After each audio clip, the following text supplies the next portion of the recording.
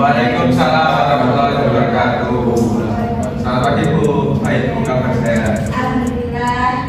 Ibu nyeting ini dulu ya untuk materi kalian hari ini. Oke, hari ini kita absen dulu ya.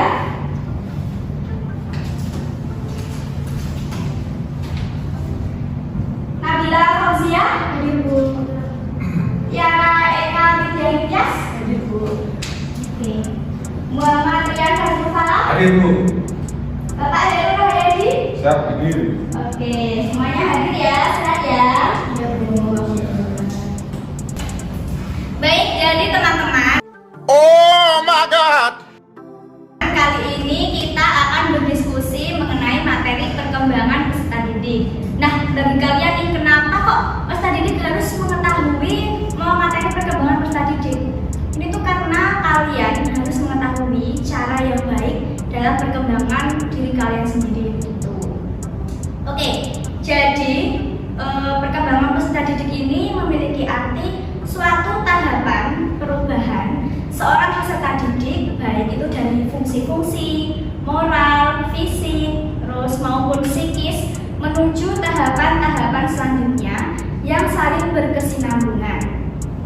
Di perkembangan peserta didik ini terdapat 4 teori umum. Nah, di sini ada nggak yang bisa menjelaskan 4 teori umum itu? Saya Bu. Oh my God! Ya, silakan Mas Rian. Perkembangannya yang saya ketahui ada 2 Bu, yaitu empirisme dan konvergensi. Kalau empirisme itu perkembangan yang berdasarkan pengalaman. Kalau yang konvergensi itu berdasarkan faktor internal, yaitu pengalaman dan potensi dirinya sendiri. Ya, benar sekali. Benar yang katakan Rian ya teman-teman. Ini baru 2, ada yang mau menambahkan lagi? Saya Bu. Oh my God! Ya, silakan Mbak Tiara. Selanjutnya ada nativisme dan naturalisme. Kalau nativisme itu anak sejak lahir sudah dibekali. Kalau nativisme itu anak sejak lahir sudah dibekali bakat dan potensi baik dan buruk. Sedangkan naturalisme itu sama dengan nativisme, tapi ada bedanya di potensi jahat. Karena potensi jahat anak dipengaruhi oleh lingkungannya. Ya, benar banget ya apa yang dipaparkan oleh Rian dan Tiara. Terdapat 4 teori umum di perkembangan peserta didik. Itu tadi ada empirisme, ada konvergensi, terus ada nativisme dan naturalisme. Nah, kemudian ada beberapa teori perkembangan peserta didik yang lain, yaitu diantaranya secara fisik, biologis, terus secara mental, moral, intelektual, dan lain sebagainya.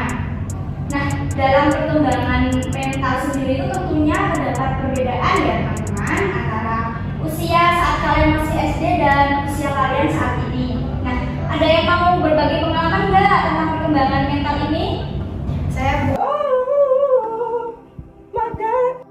Ya, silakan Nabila. Izin berbagi pengalaman. Jadi saya waktu pas SD saya itu malu gitu untuk ngobrol di depan, ngomong di depan kelas, berbagi pendapat di depan kelas. Apalagi kalau udah dilihatin sama teman-teman sekelas, dilihatin guru, mental saya tuh langsung ciut gitu Bu. Oke. Nah, sedangkan pas udah SMA saya tuh jadi bisa lah untuk mencoba sedikit demi sedikit untuk berbicara di depan kelas, untuk memberikan pendapat kepada teman-teman dan juga guru. Jadi saya ngerasa dari saya SD sampai SMA tuh ada yang berubah gitu. Jadi saya berkembang mentalnya dari yang pertama penakut untuk kayak berbicara di depan kelas, jadi lebih percaya diri dan lebih berani gitu. Wah, bagus sekali nih pengalaman dari Nabila ya teman-teman yang tadinya tidak berani terus sekarang jadi lebih pede gitu ya Mbak Nabila. Nah, tentunya dalam perkembangan peserta didik itu ada faktor yang mempengaruhi perkembangan peserta didik, tentunya mental gitu ya. Nah, kira-kira nih faktor dari perkembangan mental yang dialami oleh Nabila itu kira-kira apa ya? Ada yang bisa dijelaskan? Saya bisa Bu. Ya, silakan Pak Heru. Kira-kira dikarenakan faktor lingkungannya seperti dorongan dari guru, teman-temannya, dan keluarga. Kemudian munculnya motivasi dari dalam diri untuk berkembang seperti agar mendapatkan nilai yang bagus. Iya, benar sekali. Dan selain itu juga faktor lainnya itu yang mempengaruhi perkembangan mental itu seperti adanya interaksi sosial yang mendorong anak tersebut untuk berkomunikasi dengan orang lain sehingga kepercayaan diri itu akan terbangun. Seperti itu ya teman-teman. Oke, ini ada lagi nggak yang mau berbagi pengalaman? Saya juga ingin berbagi pengalaman. Ya silakan. Sonya. Dulu waktu SD saya sering membuang sampah sembarangan, lalu suka mengejeki teman, sama suka nyoret-nyoret meja pakai tipek itu loh Bu. Oh iya, saya tahu itu. Nah itu maka dari itu saya tuh sering dimarahin sama guru saya. Tetapi setelah beranjak dewasa ini saya kayak sadar gitu, terus saya lebih kooperatif sama peraturan yang ada. Apakah itu juga termasuk dalam perkembangan mental? Gimana menurut kalian? Izin berpendapat. Ya silakan Pak Heru.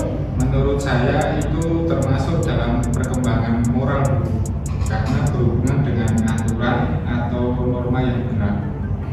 Ada pendapat lain?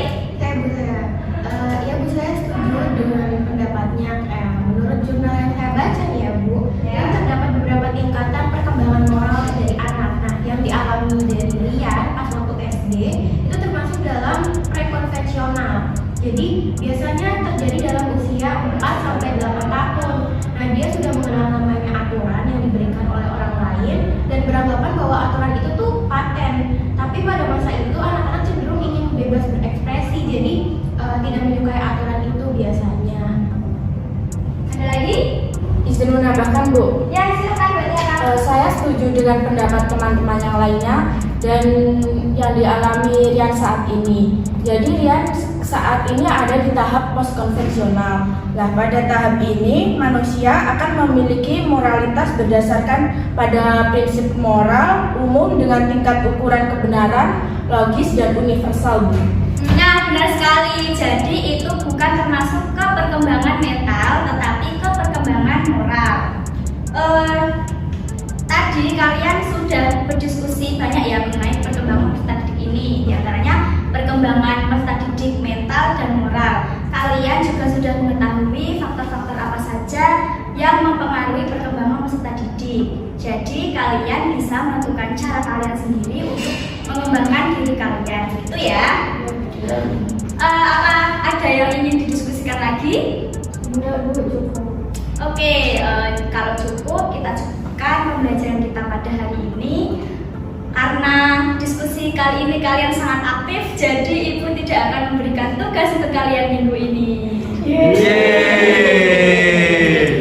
Baik, sampai jumpa di pembelajaran Ibu selanjutnya. Apabila Ibu terdapat kesalahan dalam membersamai kalian pada diskusi kali ini, Ibu mohon maaf. Wassalamualaikum warahmatullahi wabarakatuh. Waalaikumsalam warahmatullahi wabarakatuh. Ya, terima Makasih, Bu. Iya.